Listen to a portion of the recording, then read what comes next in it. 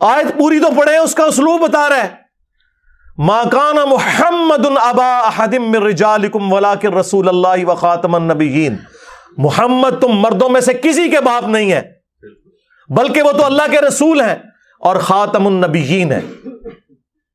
یہ بات کرنے کی کیا ضرورت ہے کہ وہ کسی مرد کا باپ نہیں ہے؟ یہ اس لیے ضرورت پڑی لاجیکلی کہ سلسلہ نبوت کو ختم کرنے کے لیے یہ چیز ضروری تھی کہ نبی علیہ السلام کا کوئی بیٹا جوانی کی عمر کو نہ پہنچے. ورنہ تو لوگ اعتراض کرتے کہ اگر ابراہیم کا بیٹا بھی پیغمبر، ابراہیم کا پوتا بھی پیغمبر، ابراہیم کا پڑپوتا بھی پیغمبر، یوسف بن یعقوب بن اسحاق بن ابراہیم علیہ السلام اجمعین، تو نبی علیہ السلام کا بیٹا کیوں نہیں پیغمبر؟ اعتراض بن سکتا تھا. تو اللہ تعالیٰ نے اس اعتراض کو کل کر دیا ختم نبوت کی آیت نازل فرما کے کہ وہ مردوں میں سے کسی کے باپ ہی نہیں ہے، بلکہ وہ تو اللہ کے رسول ہے اور نبوت کی مہر ہے. سیل آف دا پروفٹ ہے. سیل آف دا پروفٹ اگلے زمانوں میں جب خط بھیجا جاتا تھا نا، اس کے اوپر سیل لگتی تھی. آج کل بھی آپ ڈاکخانے میں وہ سیل چلتی ہے. بعض اوقات یہ سیل کر جاتے ہیں نا وہ دکانیں بھی ملاوٹ کے اوپر، تو اس کے اوپر ایک سیل لگا دیتے ہیں. وہ سیل آپ توڑیں گے، اس کو توڑے بغیر آپ وہ تالا کھول نہیں سکتے. تو سیل توڑنے کا مطلب یہ ہے کہ آپ نے بے ایمانی کی ہے. جس طرح غلام احمد قادیانی دجال نے وہ سیل توڑنے کی کوشش کی تو پکڑا گیا. سیل آف دا پروفٹ کا یہ مطلب کہاں سے ہو گیا کہ وہ مور لگا کے نبی علیہ السلام جو ہے وہ اپنے بعد پیغمبر بھیجا کریں گے؟ نعوذ باللہ. اور یہ جو میں مفہوم بیان کر رہا ہوں، یہ مفہوم فٹ ان بیٹھتا ہے قرآن کی آیت میں اور صحیح بخاری کی اس حدیث میں جو آدھی قادیانی پیش کرتے ہیں کہ جی بخاری میں لکھا ہے کہ اگر نبی علیہ السلام کا بیٹا ابراہیم جوانی کی عمر کو پہنچتا تو وہ پیغمبر ہوتا. وہ کہتے ہیں یہ اس بات کا ثبوت ہے کہ نبوت جاری ہے. لیکن ہم کیا کہتے ہیں؟ رکو ذرا، صبر کرو، آگے پڑھ کیا لکھا ہوا ہے. عبداللہ ابن ابی اوفا سے کسی نے پوچھا، بخاری کے الفاظ ہیں، کیا آپ نے رسول اللہ کے بیٹے ابراہیم کو دیکھا تھا جو ماریہ قبطیہ سے پیدا ہوئے اور بچپن میں فوت ہو گئے 2 سال کی عمر میں؟ انہوں نے کہا ہاں میں نے دیکھا، وہ بچپن ہی میں فوت ہو گئے تھے. اگر وہ زندہ رہتے تو پیغمبر ہوتے، لیکن چونکہ رسول اللہ آخری نبی ہے اس لیے اللہ تعالیٰ نے انہیں بچپن ہی میں فوت کر دیا. جو میں نے کہا تھا نا کہ یہ کیا ختم نبوت کی آیت میں یہ اس بات کا کیا مطلب تھا؟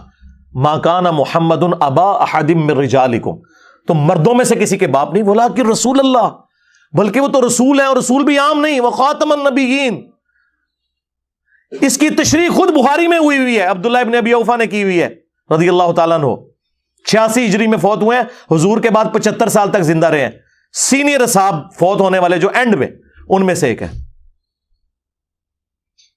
انہوں نے پکڑ کے جناب کہا جی وہ مورے لگا لگا کے بھیجیں گے. اللہ اکبر، خدا کے لیے یہ تو کسی جاہل آدمی کو بھی پڑھائیں وہ یہ مطلب نہیں نکالے گا اس میں سے.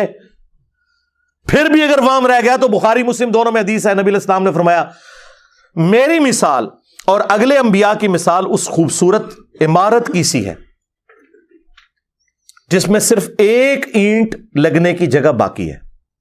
جتنے لوگ گزرتے ہیں اس عمارت کی تعریف کرتے ہیں اور ساتھ یہ بھی کہتے ہیں اگر یہ ایک اینٹ لگ جائے تو یہ عمارت پرفیکٹ ہو جائے، اور وہ ایک اینٹ میں ہوں، نبی علیہ السلام نے فرمایا. اور پھر آپ نے فرمایا انا خاتم النبیین. اب یہاں پہ خاتم النبیین کا جو لفظ ہے، میں نبوت کی مہر ہوں، اس کو آپ علیہ السلام کس کے ساتھ تشبیہ دے رہے ہیں کہ ایک اینٹ کی جگہ باقی ہے، اس کے بعد یہ محل سیل. جس طرح جج جب فیصلہ لکھتا ہے نا، اینڈ پہ قلم توڑ دیتا ہے، وہ قلم توڑنا جو ہے وہ سیل ہوتی ہے، اس کے بعد کوئی ڈاکومنٹ میں چیز ایڈ نہیں ہو سکتی. یا اگر کسی سرکاری ڈاکومنٹ کے اوپر سیل لگے مہر کی فارم میں، اگر آپ سیل سے مراد وہ والی مہر لیتے ہیں جو نبی علیہ السلام کی انگوٹھی والی سیل تھی، وہ والی سیل لیتے ہیں مراد، سٹیمپ جسے کہتے ہیں. 2 معنی ہو گئے، ایک سیل اور ایک سٹیمپ. اگر سٹیمپ بھی لیں تو ڈاکومنٹ کے اینڈ پہ جب سٹیمپ لگتی ہے اس کے بعد ڈاکومنٹ میں کوئی چیز ایڈ کریں تو جرم ہوتا ہے. آپ نے دیکھا ہے وہ سیل کہاں جا کے لگتی ہے؟ جہاں پہ سگنیچر کی ہوتے ہیں، تاکہ اگر کوئی سگنیچر بدلنا چاہے تو بدل نہ سکے، پکڑا جائے. تو یہ دجال پکڑا گیا نا، اس نے کہا کہ نہیں، اس کا مطلب ہے کہ حضور علیہ السلام وہاں مورے لگا لگا کے نا اپنے بعد پیغمبر بھیجیں گے اور میں امتی نبی ہوں، نعوذ باللہ۔ اس کا کوئی دور دور تک، اچھا لوگ کہتے ہیں جی ان کی باتوں کا جواب دیں، سب سے زیادہ میری ویڈیوز ریکارڈ ہیں قادیانیوں کے دھوکوں کے اوپر، باقیوں نے تو صرف گالیاں نکالی ہیں جی، وہ ٹوائلٹ میں مر گیا اور فلاں جگہ مر، خدا یہ علمی بات کر رہے ہیں۔ اس طرح کی باتوں نے تو انہیں ان کے فاسد نظریات کے اوپر محکم کیا ہے۔ علمی بات کریں، ہم نے علمی جواب دیے۔ اس وقت پلانٹ ارتھ پہ جو لوگ چندے کھا رہے ہیں نا ختم نبوت کے نام پہ، کوئی ایک ویڈیو دکھا دے، میں دو نہیں کہہ رہا، ایک ویڈیو علمی جو ان کے دلائل کا جواب دیا ہو۔ جتنی ختم نبوت کانفرنسز ہو رہی ہیں، چاہے وہ عالمی مجلس ختم نبوت دیوبندیوں کی کر رہی ہو یا بریلویوں کی ٹی ایل پی کر رہی ہو، ختم نبوت کے نام پہ اینٹی قادیانی ہیں، ختم نبوت پہ بات نہیں کرتے۔ ایک ایسی حدیث بیان کر کے رزلٹ نکالا ہے جو مجھ سے پہلے آج تک کسی کے دماغ میں نہیں آیا تھا کہ اس حدیث میں سے یہ رزلٹ نکلتا ہے، اور مفتی حنیف قریشی صاحب حافظہ اللہ تعالی بھی اس پروگرام میں موجود تھے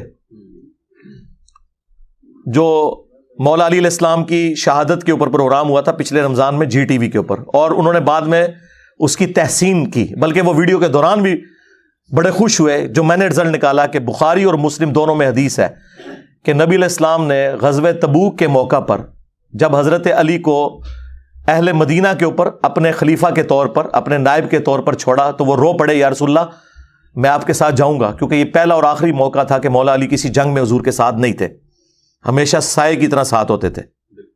تو نبی علیہ السلام نے انہیں تسلی دی اور کہا کہ علی تو اس بات پہ خوش نہیں کہ تیری میرے ساتھ وہی نسبت ہے جو ہارون کی موسیٰ کے ساتھ، جو سورہ طٰہٰ میں آیا کہ موسیٰ علیہ السلام نے دعا مانگی تھی کہ اللہ میرے بھائی کو میرا مددگار بنا، اور وہ نہ صرف مددگار بلکہ پیغمبر بھی بن گئے ہارون علیہ السلام۔ تیری میرے ساتھ وہی نسبت ہے جو ہارون کی موسیٰ کے ساتھ، مگر میرے بعد کوئی نبی نہیں۔ یعنی اگر میرے بعد کوئی نبی ہوتا تو کون ہوتا؟ حضرت علی، مولا علی علیہ السلام۔ اور دوسرا، نبی علیہ السلام کا سب سے قریبی سپورٹر دین کے حوالے سے، جیسا کہ موسیٰ علیہ السلام کے لیے ہارون تھے، اس لیول کے اوپر صحابہ کرام میں سے، اہل بیت میں سے اگر کوئی سپورٹر تھا تو وہ مولا علی تھے۔ دو رزلٹ یہ تو سارے نکالتے تھے کسی درجے میں۔ تیسرا رزلٹ جو میں نے نکالا ہے نا، وہ رزلٹ ہے کہ یہ بڑا اچھا موقع تھا کہ نبی علیہ السلام فرماتے کہ مگر میرے بعد کوئی نبی نہیں لیکن امتی نبی ہوں گے، اور پہلا امتی نبی مولا علی تو ہے۔ آپ نے کہا تیری نسبت میری وہی ہے جو ایک نبی کی دوسرے نبی سے ہوتی ہے، ہارون کی موسیٰ سے، مگر میرے بعد کوئی نبی نہیں۔ یعنی علی تو بھی نبی نہیں ہو سکتا۔